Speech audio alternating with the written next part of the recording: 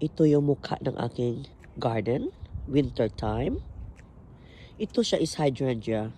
Pero sa spring, mabubuhay ito ulit siya. Tingnan nyo, buhay na buhay yan kasi meron pa siyang mga buds. Ito, mabuhay pa ito ulit. This one is already dead.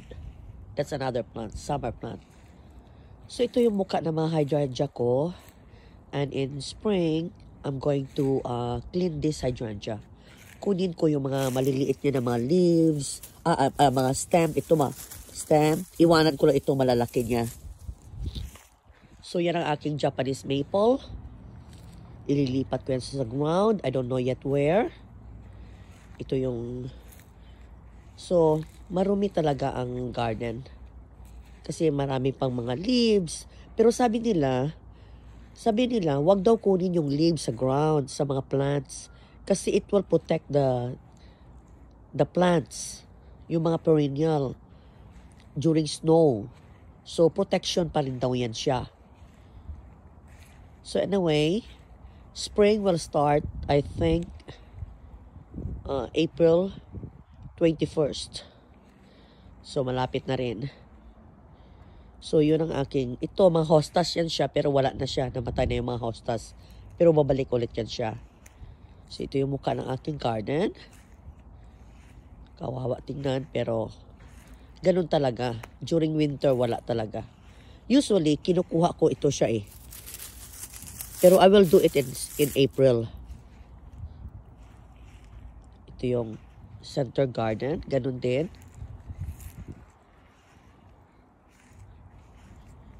At saka ito aking garden around the tree.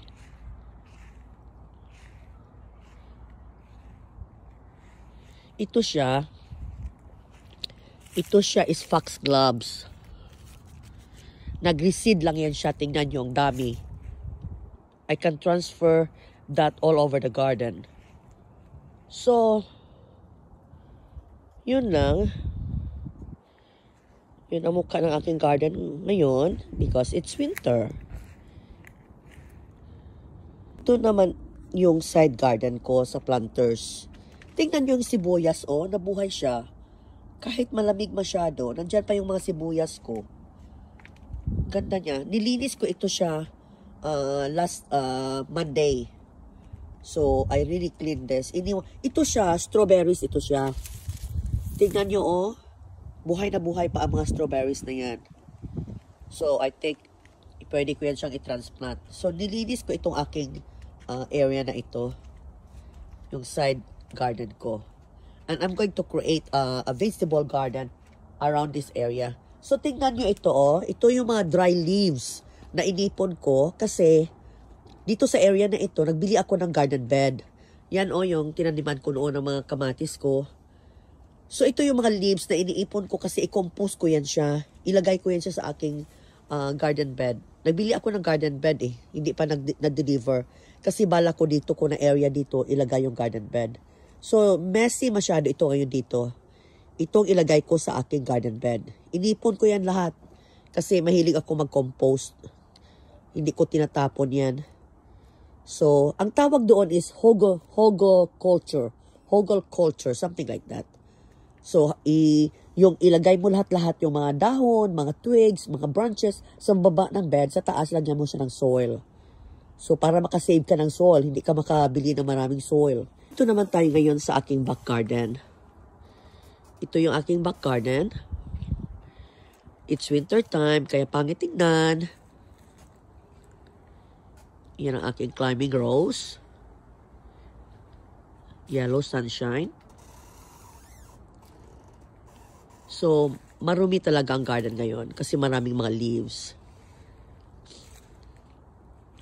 And in April, mayroon kasi akong nag-maintain ng lawn ko and I'm paying him for that every month. Pero extra payment yung spring cleaning. So sa spring, linisin niya lahat ito, lahat. He will come here only one time and he will charge me for $100 or sometimes $120. So magstay lang siya ng mga 2 oras or 1 hour and a half. Linisin ito lahat.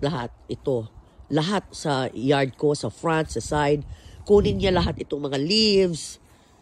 Pero I told him not to cut anything. Pero sometimes he cut something. So yun, spring cleaning, nililinis talaga ito.